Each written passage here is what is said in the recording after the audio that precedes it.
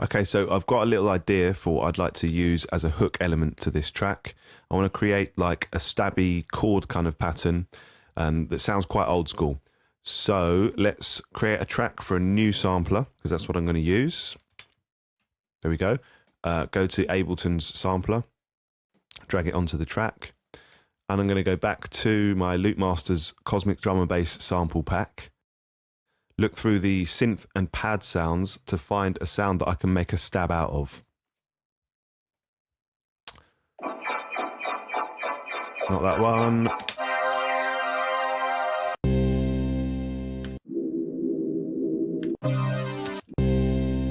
Okay, Spielberger sounds good. It's got a nice attack already.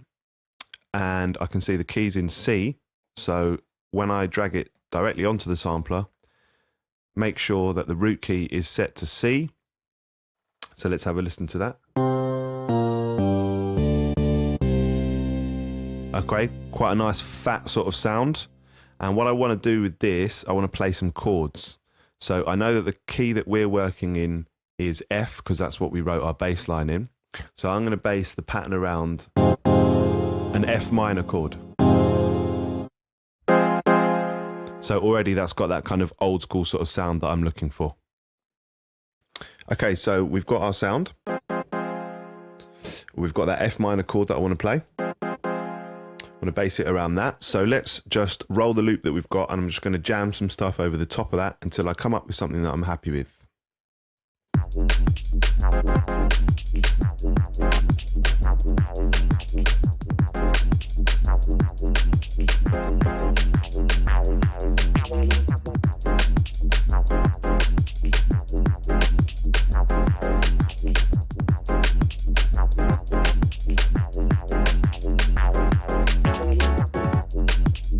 Okay, yeah, I like that. Nice and simple. Okay, so let's look at recording that in. Make sure that all our clips are armed. We're just going to record it directly onto this track here by pressing this little circle to make a new MIDI clip. Okay, let's have a look at that.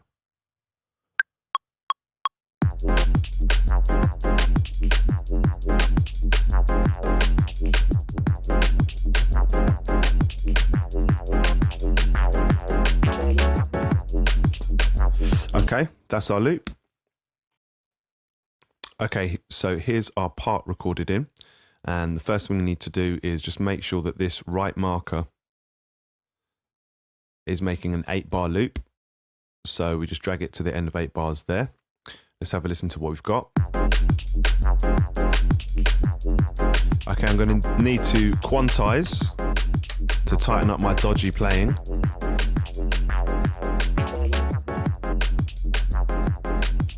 Okay, some of these notes need a little bit more adjusting.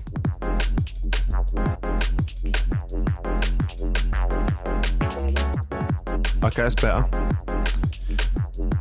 But I actually like the way it's quantized these ones a bit shorter. But I think these end ones sound better long. So what I'm going to do, I'm going to take all of these and just shorten them down.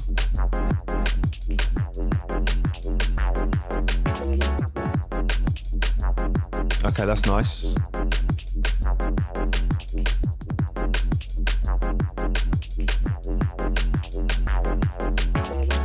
I also really like this little semitone rise here. I think I'm going to utilize that a bit more. Bring it over to this section here. Again, shorten these ones down.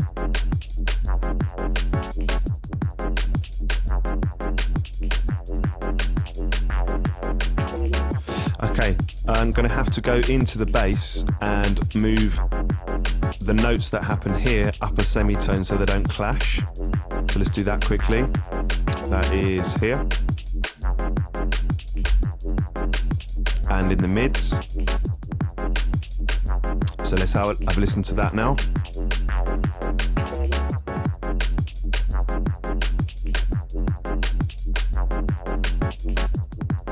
That sounds excellent, I love that.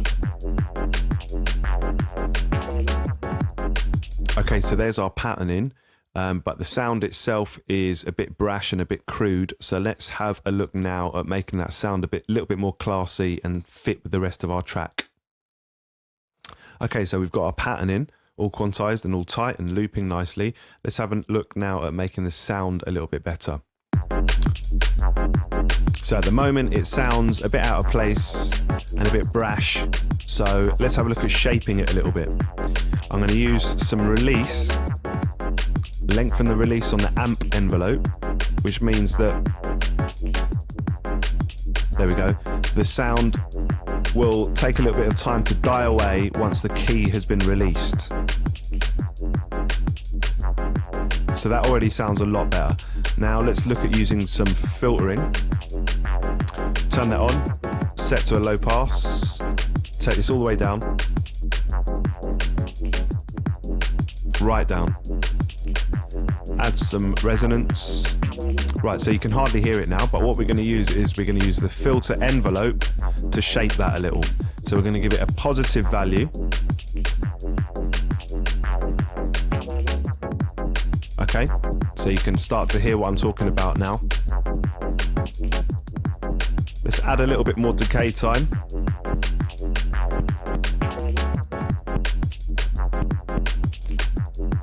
And as we added some release to the amp envelope, we're also going to have to release to the filter envelope.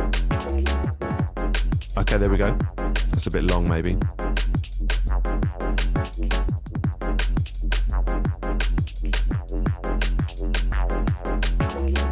Okay, that's sounding a little bit more to my liking now. And that's a little bit more of the direction I want to go with this sound. That's sounding a lot better. Okay, so we've shaped that sound a little bit using some decay and release times. Let's have a look at playing with the filter attack. Using this envelope here. You'll see if we pull this in a bit, we can completely change the sound. We can start shaping it.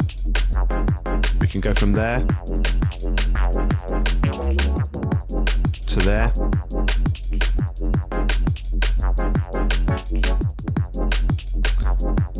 Okay, so let's set it about there, and what we can do now, go into our MIDI clip,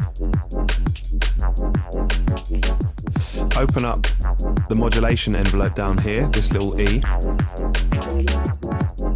and now we see this line here. We can now control our attack envelope, or the attack of the envelope, using this line here. So all the way down is closed, all the way up is that point that we set. Okay, so we can start drawing in some changes. Let's have a look at doing that. I'm going to put one in here, just by clicking and then raising that up.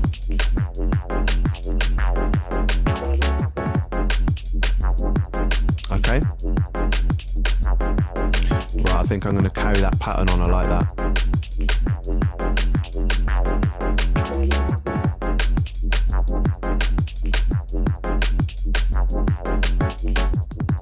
Okay, so you can see our pattern starting to take a bit of shape now.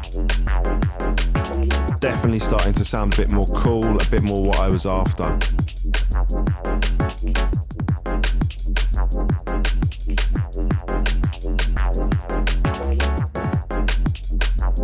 Okay, so we've got a nice bit of push and pull going on now. We've got a nice bit of character to our hook.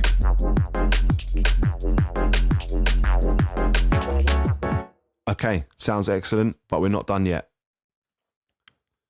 Okay, I'm going to set the velocity to filter frequency, as we did with our bass. Okay, let's have a listen to that. So that's already opened the filter up a touch, so I'm going to bring that back down.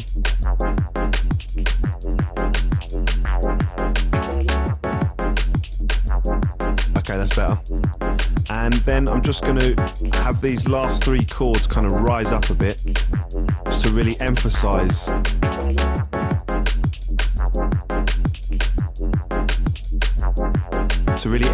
that last turnaround. Just tuck these in a little bit more. Okay, that's sounding good. So we kind of dull here and then we rise up. Excellent. Okay, we're getting there. Let's look at adding some effects to this to make it sound a little bit more interesting. Okay, so let's start off with just an EQ. And I'm going to roll this bottom end off up to about 200 Hertz, just to make sure that the bottom end of our stab sound doesn't clash with the bottom end elements in our track so far, the kick drum and the sub bass. So let's have a listen to this. Okay, now what I'm going to do, add some delay using Ableton's simple delay. Okay, and I'm going to create a really tight delay time. And I've done different on the left and right channels to create a little bit of width. Okay, too much wet. A little bit more feedback.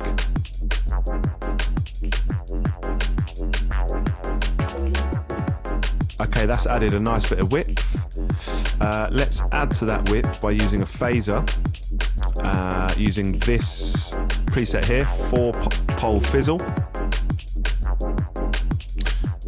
I'm just going to take the mix down on that as well. And that's just adding a little bit more width to the sound, making it a bit wider in the stereo image. Okay, so finally, let's add some reverb. Change the quality to high, always. Okay, take the high cut off. Let's turn that into a low cut, again, to get rid of any unwanted low end in the reverb. Take the decay time down a touch, and also take the mix down a touch. Chorus, we can leave that on, that's going to add to the sound a bit. In the diffusion network, take the high off, add a low cut instead. Okay. To me, that is sounding excellent. That's exactly what I was after. I'm really happy with that. Okay. Okay, so just before we move on to the next module, what's great about what we've set up here is we've got loads of options for later on. We've got the velocities down here. So we can play around with these to create a bit more of a dynamic sound. We've also got the attack envelope that we can play with here. We've already set some of those up, so we can play with those. What else we can play with here is some of this reverb. So I'll just give you a little taste. We can create big, massive sweeps using the decay time.